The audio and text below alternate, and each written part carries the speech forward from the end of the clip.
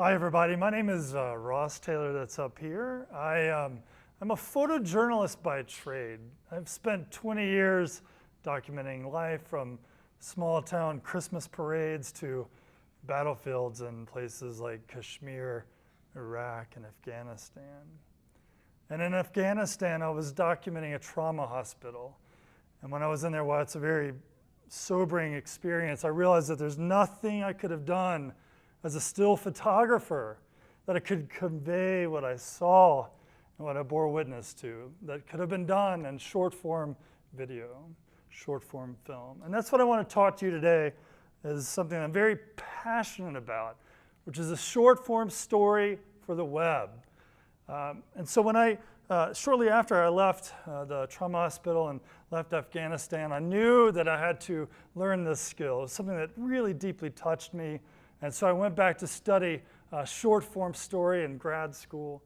And it's skills that I learned there that I apply professionally and that I teach here at CMCI. And it's something that I can distill in a very brief conversation about, although I'd be happy to have beers talking about it at length, profile versus story. Most of our lives we're told profiles, but I advocate telling stories.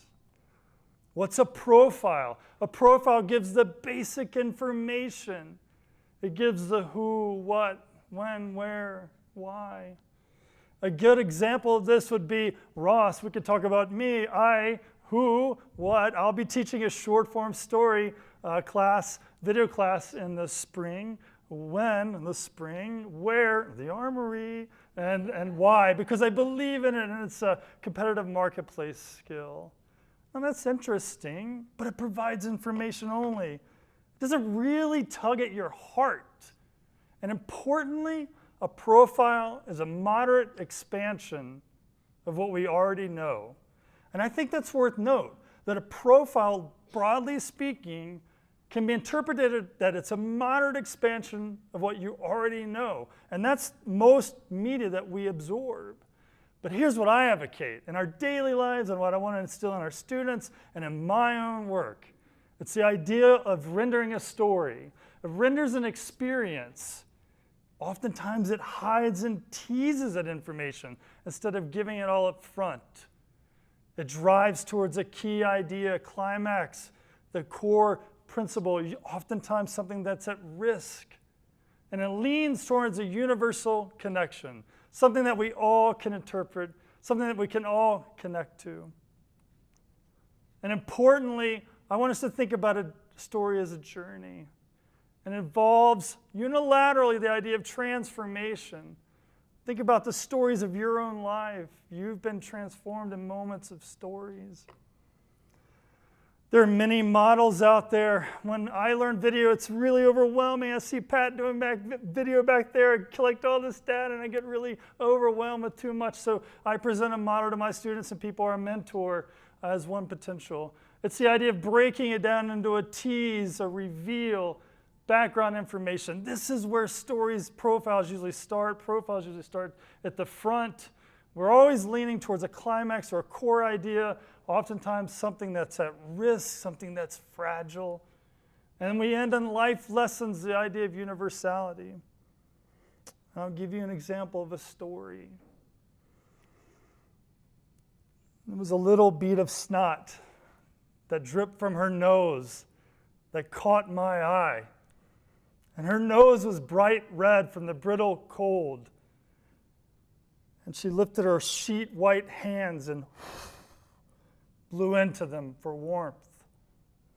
I looked down at my black gloves and peeled them off and said, "Here, take them." And she looked up at me and said, "Thanks." Now that's a tease. That's a tease. What's the reveal? I had heard about love at first sight, but I'd never really bore witness to it. I was almost 40, and I'd never really been in love. This is my story, by the way. I had devoted my life to photojournalism, but when I looked into her bright blue eyes, I became a believer. That's the reveal. It's a love story. Now we go to background information. I was a photojournalist. She was a writer. We were on the deck of an aircraft carrier outside of a naval station working on a story on a homecoming. More information. 2 months later, we were dating and we were in love, or at least I was in love. Uh-oh. But all good stories need a climax, something that's at risk. Some of you know it's coming. She left me for another man at work. It's okay, don't worry, it's been a long time, I've gotten over it. But that leans towards the climax, something that's at risk. And that's not really the story. The story is that my boss called me into his office and said, Ross, we want somebody to go to Iraq. Will you go? And I said, yes, and me. With whom am I going? And he said, her. I thought, oh God, he doesn't know we dated.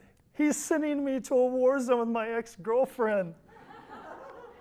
Now that's an interesting climax to be driving towards, something that's at risk. Then we can end on life lessons and universality. I can talk to you about fighting mental ghosts as I'm sitting in a Black Hawk helicopter, as you hover over Baghdad, and you stare across and see the woman that you once loved, and a strand of blonde hair waving like a flag.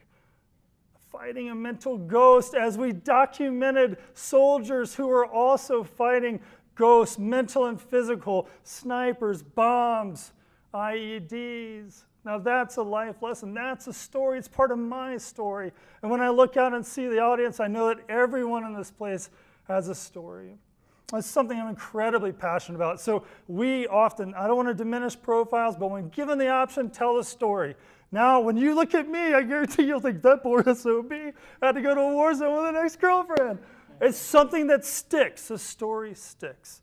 So I'm going to end on a teaser trailer that when I was a co-director on. It's a film. We're entering film festivals. We finished it. It was an Academy Awards semifinalist. We didn't quite make it to the Academy Awards finals, but we're very excited about it, and we have high hopes for it. And it's about an Iraqi war widow learning to let go.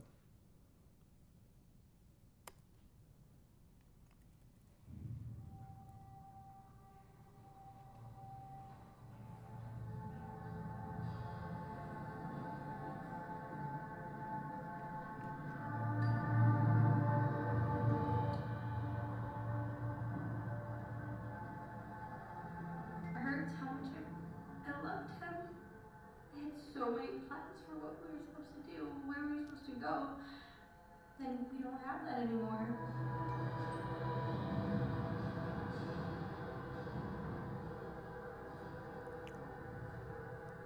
This is my goodbye.